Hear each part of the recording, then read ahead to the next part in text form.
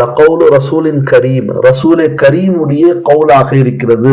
இங்கே ரசூல் என்று சொன்னால் ஜிப்ரீல் அலைஹிஸ்ஸலாம், கரீம் என்று சொன்னால் மரியாதைக்குரிய, பண்புக்குரிய, அன்புக்குரிய, உயர்ந்த அந்தஸ்தில் இருக்கக்கூடிய ஜிப்ரீல் அலைஹிஸ்ஸலாத்து வஸ்ஸலாம் மூலமாக அல்லாஹு தஆலா தன்னுடைய வசனங்களை, தன்னுடைய ஆயத்துக்களை, தன்னுடைய வசனங்களை, தன்னுடைய அத்தியாயங்களை, தன்னுடைய சூறாக்களை இறக்கினார் என்பதாக அல்லாஹு தஆலா இந்த 3 விஷயங்கள் மீது சத்தியம் செய்து சொல்வான் என்பதை விளங்கிக் கொள்ள வேண்டும். அதே மாதிரி இந்த தஃப்சீரை பார்த்துட்டு இருக்கும் பொழுது என்ன கிடைக்கிறது சொன்னால், அங்கே ஒரு ஆயத்து வரும், தி குவத்தின் இந்ததில் அர்ஷி மகீர். ஜிப்ரீல் அலைஹிஸ்ஸலாம் யார் என்று சொன்னால் தி குவத்தின் பலமான ஆளாக இருக்கிறார்கள். யாரிடத்தில்?